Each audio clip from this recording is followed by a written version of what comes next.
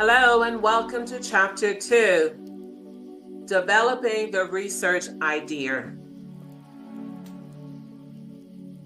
In Chapter 2, the objectives are the research sequence, emergence of the research topic, the research proposal, conceptual frameworks, the structure of DNA, the development of new theory, the Bradman problem, the development of new strategies, the longitude problem, implementing solutions, searching the family tree, qualitative archival research, the Holy Grail, experiments in the field, Bamford's Law, causal observation to forensic tool, and strategic management accounting.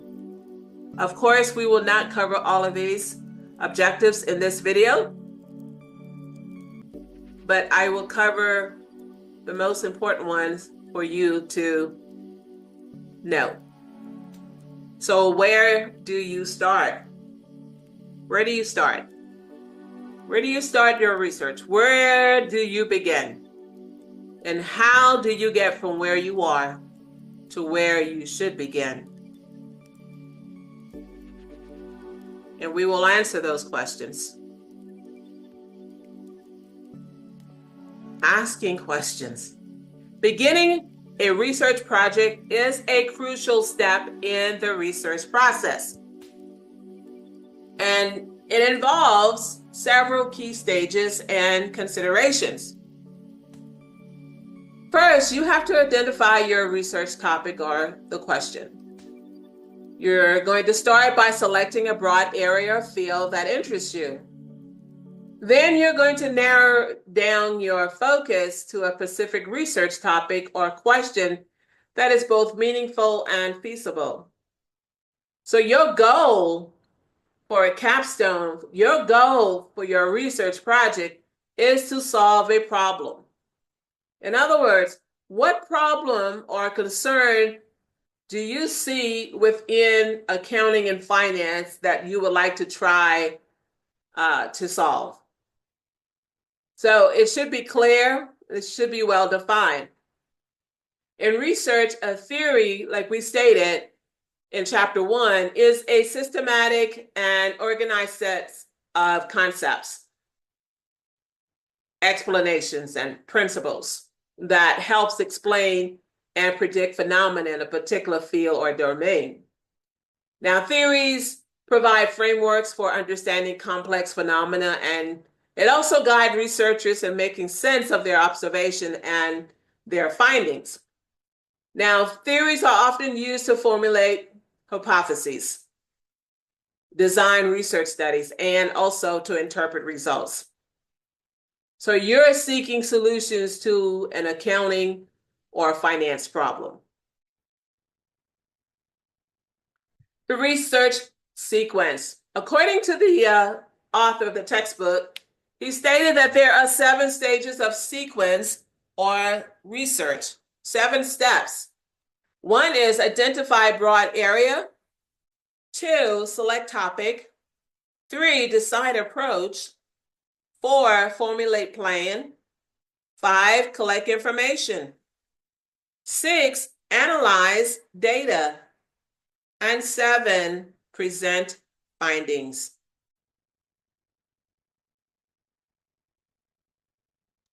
So you want to identify a broad area.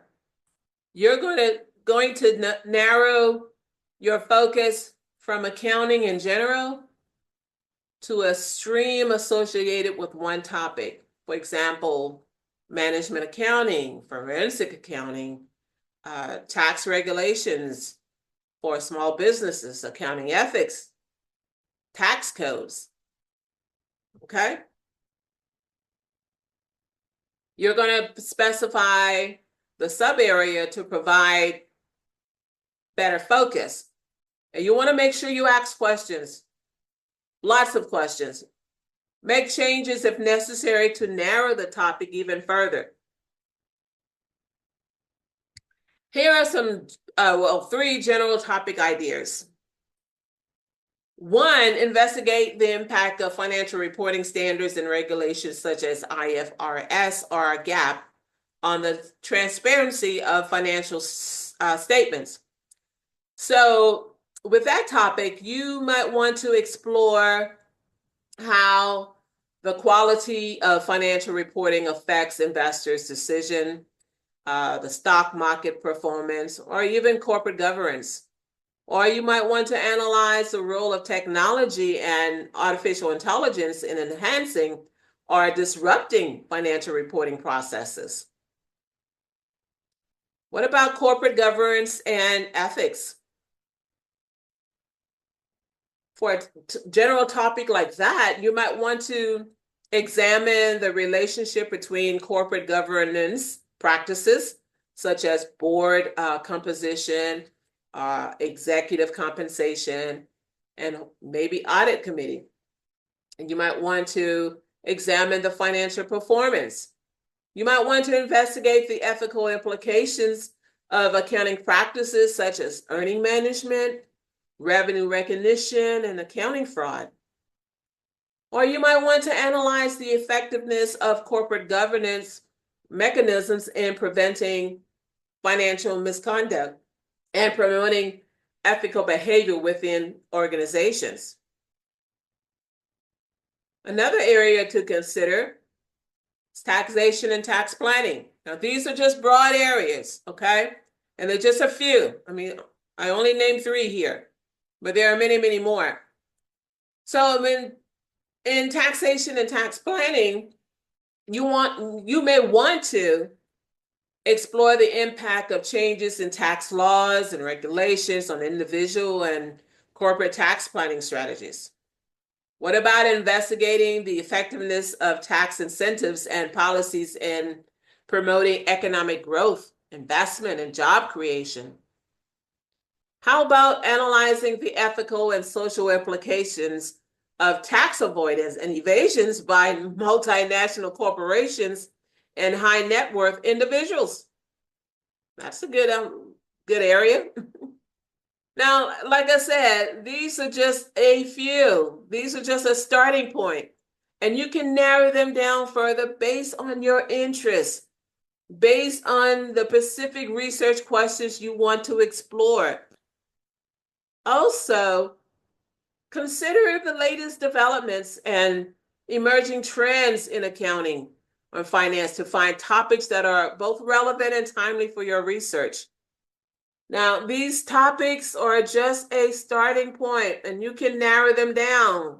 You can narrow them down further based on your interests and your specific research questions you want to explore. Also, you might want to consider the latest developments and, again, emerging trends in accounting to find topics that are both relevant and timely for your research, okay?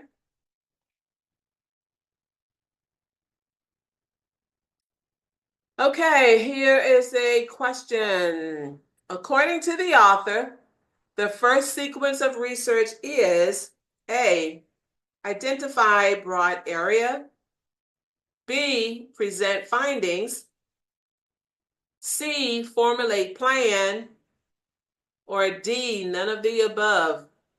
What is the first sequence of research? And the answer is A, identify broad area. All right, so the next step is decide approach. You want to connect your method to your identified researchable problem. You want to choose a research design in that method to study your research question or questions. Okay? Then you're going to describe specific data collection and analysis plans and strategies. And also in your research, you're going to explain your ethical responsibilities. Again, all of this will be discussed in the proposal session of this course. All right, let's go over the research designs again. I cover it, well, just a little of it in chapter 1. But the ones that we're concerned about here are qualitative, quantitative, and mixed method. Now, qualitative research methodologies provide a means of gaining a deeper understanding of human behaviors and the factors that influence those behaviors within a more fluid research protocol. So, in essence, the researcher does not present a typical hypothesis, okay, at the onset of the study. Instead, the researcher develops the research questions and then focus, on the questions during the study. The questions and focus of the study may change as the researcher investigates and collects data for the project. The broad range of human behaviors dictates that qualitative research use smaller samples in order to limit the scope of a study and allow the inquiry to focus more deeply on the phenomena to be examined. Now, qualitative research is often subjective in nature, where it relies on interaction between the researcher and the study participants. Qualitative data are characterized by their descriptive qualities collected through personal accounts and interviews. Qualitative researcher investigates patterns and common themes within the data. And then, of course, the study results are written in narrative form using inductive reasoning to present their findings. Quantitative research. Now, quantitative research methodologies are often, or most often, I should say, associated with scientific investigations of quantifiable properties and their relationships. So in other words, it uses mathematical models. They use theories and hypotheses to measure and portray the empirical associations found in natural phenomena. Now, quantitative methods use large random samples from which to gather data, and they require that the researcher remain neutral, non-interactive role so as to remove any bias that could affect the outcome of their study. Now, data are often numerical in nature, collected using reliable and valid tools and methods, and they are analyzed using statistical techniques. The results and findings are methodically presented following statistical data analysis, focusing on deductive, logical reasoning.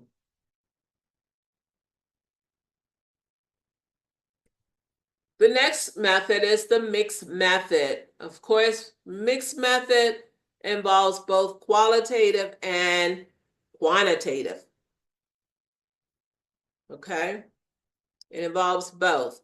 Now, the mixed method approaches allow researchers to use a diversity of methods, combining inductive and deductive thinking and offsetting limitations of exclusively quantitative and qualitative research through a complementary approach that maximizes strength of each data,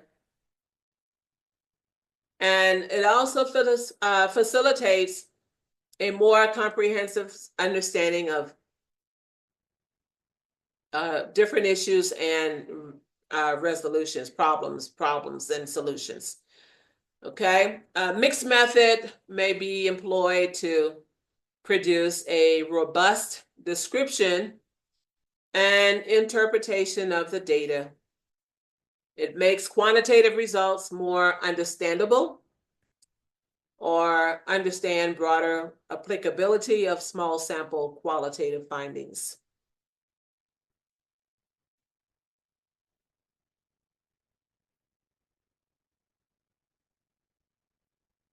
Here are just a few of the capstone projects that were done in spring 2024 of this year. These were their headings. The impact of personal financial education class on students, internal auditing to improve financial performance in small and medium-sized companies.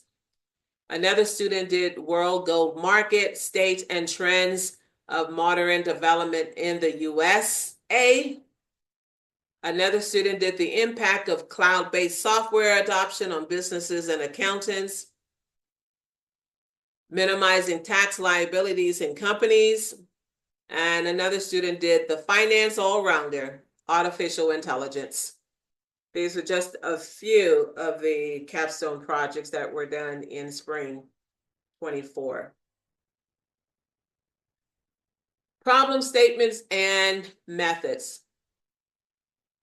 In research, you want to identify gaps or a gap in literature, meaning research, or a gap in practice. Now, finding gaps in the literature, meaning the research, it is an essential part of accounting research.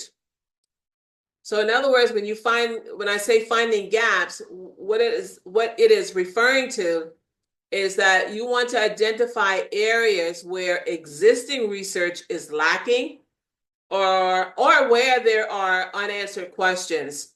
Maybe there are some inconsistencies or underexplored topics within the field. Remember in chapter 1, we started with the question, and at the end, it show where you may have new questions. This is where the gap in literature comes in, because you may find or may come across information that will make you want to ask new questions. Okay, so recognizing these gaps help researchers contribute new knowledge. It offers solutions to unexplored problems, and also it pushed the boundaries of understanding in accounting. For example, let's say a topic in fraud detection and small businesses gap. Okay, and we talk about maybe you've heard a lot about fraud prevention or detection, but there may be a gap in that research, whereas they didn't tap into small businesses. So while fraud detection is extensively studied in large corporations, there is a scarcity of research focused on small businesses or even nonprofit organizations. So when this researcher recognizes that, then the researcher may want to investigate the unique challenges that small businesses face in implementing fraud prevention measures, or even exploring cost-effective ways to detect fraud in smaller organizations. So in the 3 research methods, quantitative, a gap is best addressed by examining the relationship between 2 or more variables. Qualitative, a gap is best addressed by increasing understanding about an issue. The issue cannot or should not be quantified. And in mixed method, a gap is best addressed through multiple methodological approaches. Employing only one method will not adequately address the gap. So here we have a comparison of qualitative versus quantitative. Qualitative, 1, there's no hypothesis. Quantitative, you have hypothesis, a hypothesis, or even hypotheses. Okay? Here's another comparison.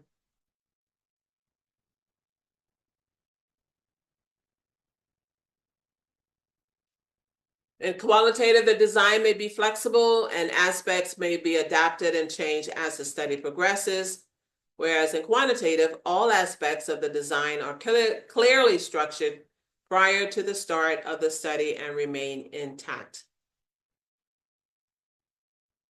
Qualitative, another comparison, researcher researcher is the main data collection tool. Whether the researcher use interviews, observations, and so on, rest with the researcher and require a departure from value neutrality. And with quantitative, researcher uses tools or instruments to collect numerical data, such as questionnaires, assessments, scales, and so on, to provide data through a neutral stance.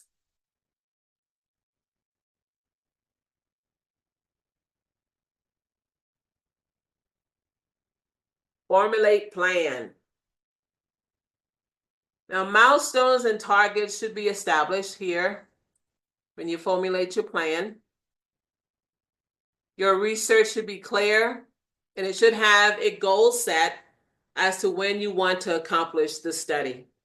Of course, you want to accomplish it before the end of the quarter. Collect information. So how are you going to collect your data? What are the resources? Which database will you use? You cannot proceed with collecting your data if you do not know exactly what you want to know or learn and for what purpose. And some of the database information you can find on the website, Library Media Center. There are examples here that's listed like Business Source, EBSCOhost, ERIC, and JSTOR. Those are just a few. There's thousands out there, or maybe hundreds. So our next step is analyze data. Analyze data. So although the researcher may not yet know the results of data analysis, he or she should be prepared to discuss the methods of how the data will be analyzed. So once you have collected your data, perform the appropriate statistical or qualitative analysis to answer your research question, or even test your hypothesis or hypotheses.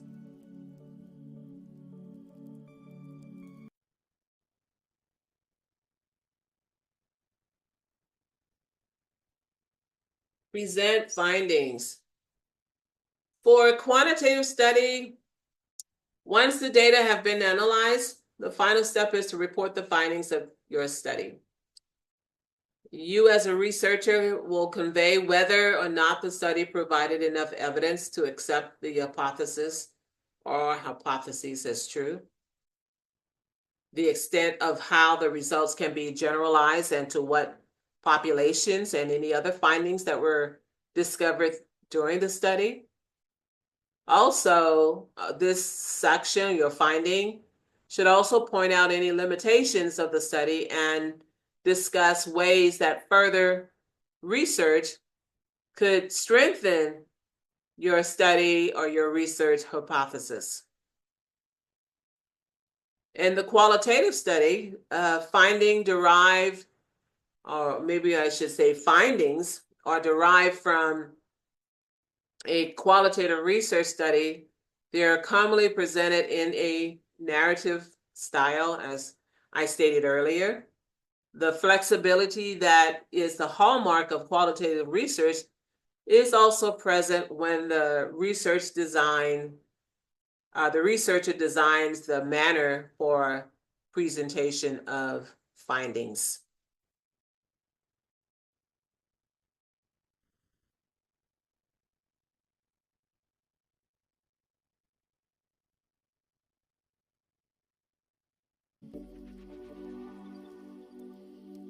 Okay, the positivist approach. There is not a single approach to selecting a method.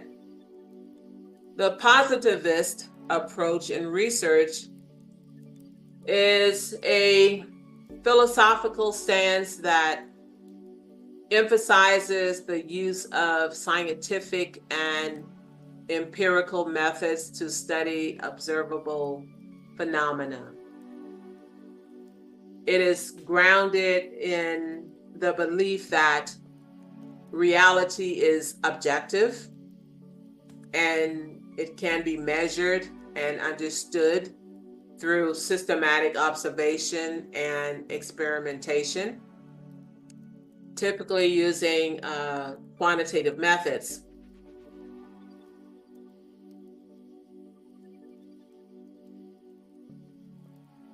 However, the positivist approach, it is the most recognizable. It is recognizable, I wouldn't say most, but it is recognizable in accounting research. But they prefer not to use it, and I'll go into that later. Because this approach, the positivist approach, is sometimes criticized and not universally recognized, especially when it comes to accounting research. And one of the reasons is that it stems from the limitation of the approach in dealing with the complexities of the accounting field, which involves subjective judgment, social context, and human behavior, which are areas that are not easily captured by purely objective quantitative methods. Oops, sorry. So in accounting or accounting practices, it often requires subjective judgment, such as in determining asset valuations, selecting depreciation methods, or interpreting accounting standards. Now, these subjective decisions cannot always be measured objectively or reduced to numbers, which limits the effectiveness of the positivist approach. So with this approach, you have a problem: the literature review, hypothesis development, the method, and results. Again, accounting involves subjectivity.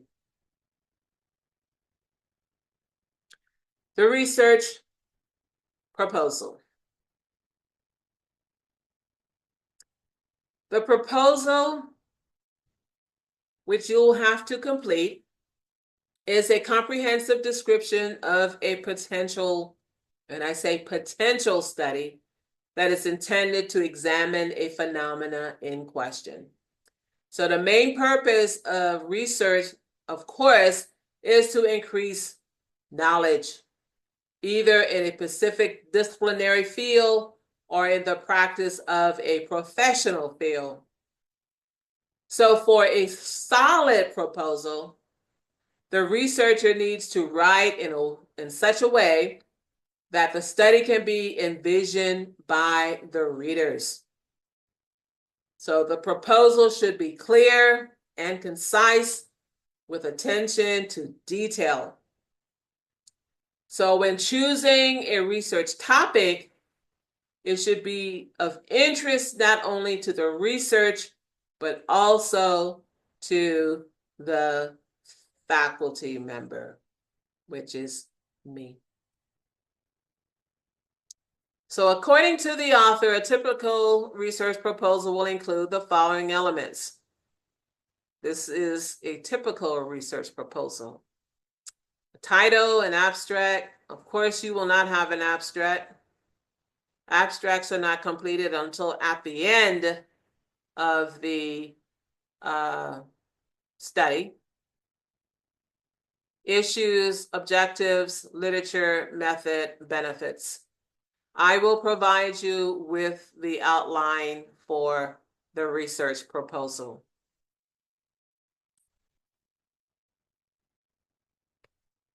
Writing tips. Again, writing a research proposal is definitely a critical step in the research process because it outlines the key elements and objectives of your research project. You start your research proposal by presenting a clear and concise research question or objective. Now, this question should be specific, it should be focused, and definitely well-defined. It should also address a gap. Remember, we talked about that earlier, gap in the existing literature, and it should highlight the significance of your research. You're going to use clear and precise language to articulate your research question. Please avoid vague or overly broad statements. You want to ensure that your research question is both researchable and feasible, given available resources and definitely time. You're going to provide a comprehensive research plan. You're going to outline your research plan in detail, including the research methods you intend to use, the data collection techniques you're going to use. That's going to be in your proposal, and how you're going to proceed with data analysis. You're going to describe how you will approach your research step by step, justify your choice of research methods. Why do you want to choose qualitative, quantitative, or mixed method? Okay. Why are they appropriate for addressing your research question? You're going to discuss any potential limitations or challenges and how you plan to mitigate them. You're going to develop a realistic timeline for your research. Specify key milestones and deadlines. Now, when you do this, it demonstrates your awareness of the project scope and your ability to manage it effectively. And we want you to finish it within a quarter. You're going to consider ethical consideration, especially if your research involves human subjects, meaning if you're going to interview individuals. You're going to explain how you will obtain any necessary approvals and ensure ethical compliance. Remember that a well-crafted research proposal should communicate your research ideas effectively. Be concise, be organized, and persuasive in your writing, and proofread your proposal thoroughly to ensure clarity and professionalism.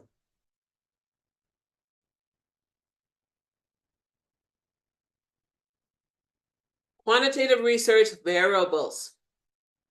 So in a quantitative research, a variable is used. A variable is nothing more than a measurable or observable characteristic, property, or quantity that can take on different values, okay? Variables are used to represent and study various elements of interest within a research study. Variables are fundamental components of research design and analysis, and they can be classified into two main types. One is the independent variable, and the other is the dependent variable. So what are they?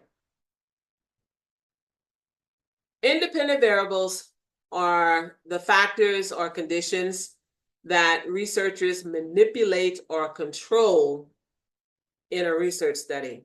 Now, they are often considered the cause or input in a research context because researchers change or can change or vary them to see how they affect other variables. For example, if you're studying to examine the impact of different teaching methods on student performance, the teaching method would be the independent variable because it is manipulated to see its effect on the dependent variable, the student performance. Dependent variables. Dependent variables are the outcomes or responses that researchers measure or observe to assess the impact of changes in the independent variables. They are considered the effect or output in a research context because they are expected to change as a result of variations in the independent variables. In the example that we mentioned earlier. Student performance would be the dependent variable because it is measured to assess how different teaching methods, which is the independent variable, influence it. And here in this example on the screen, you have an independent variable as the amount of water because it can be changed. And the dependent variable is the variable that is affected by the change. The size of the plant, the number of leaves, living or dead. Okay? So in other words, is affected by the independent variable, which is the amount of water.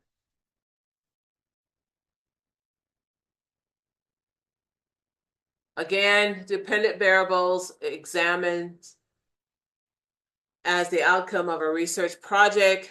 You want to make sure that you answer these questions are measures that reflect the outcome of the research study. Okay? So you have your independent versus dependent variable. In this example here, they were measuring the difference between two groups of adults and their memory of a set of 10 single digits after a 5-hour period. Nope, that's not it.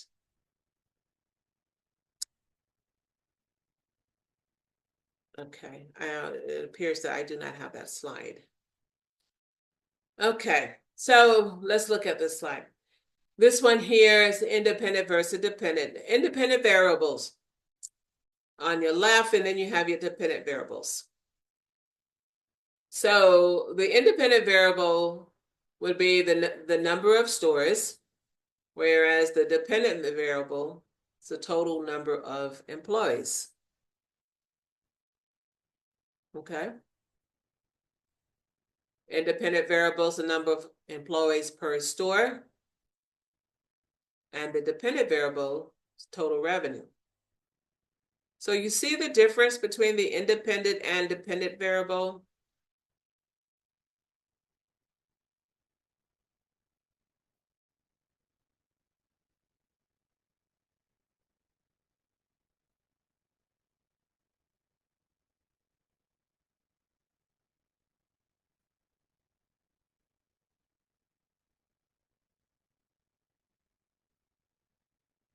All right, here we have a question from the textbook. According to the author, a typical research proposal will include the following elements. A, concepts, models, theory, hypotheses, and constructs. B, title, abstract issues, literature, objectives, and results. C, title, abstract, issues, objectives, literature, method, and benefits. D, none of the above. And the answer is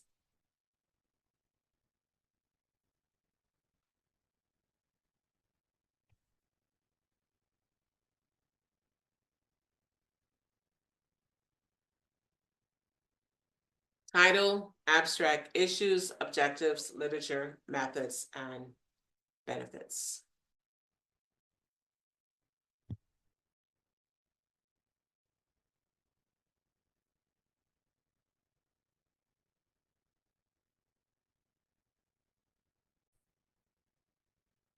Okay, here are just a few of the accounting topics.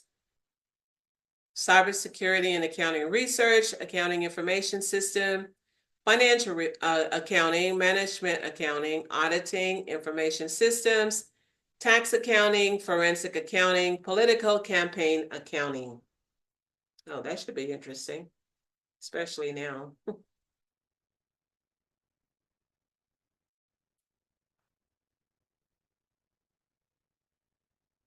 Another is group annuity contract, revenue sharing 401 fees, and the impact.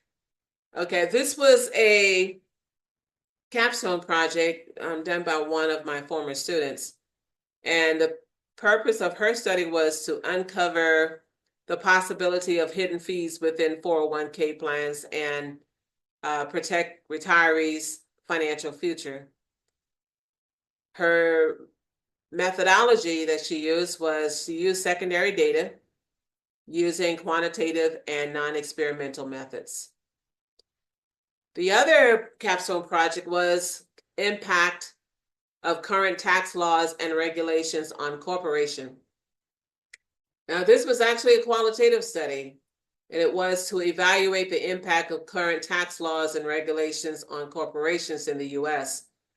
The main concern is increased uncertainty about the future of government spending and its impact on their corporate strategies. And with this capstone project, how to lessen the impact of inflation on business operations in the supply chain. This was also a qualitative research, and non-experimental analysis was done on the impact of inflation on supply chain enterprise management in the unpredictable external economic environment.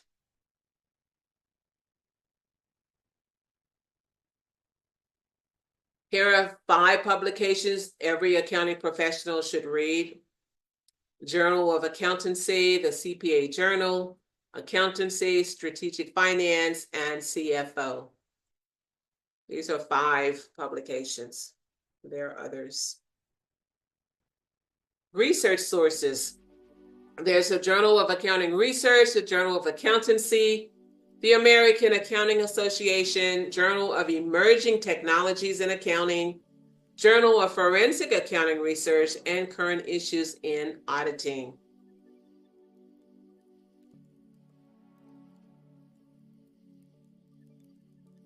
Here are a list of some of the topics databases.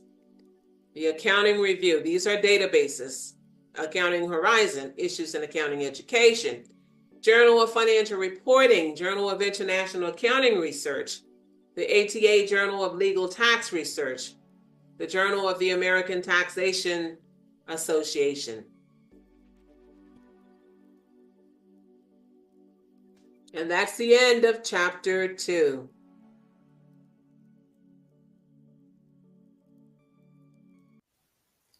Thank you for watching, and please do not forget to click the like and subscribe button. And if you have any questions or comments, please leave them below and I will reply to you.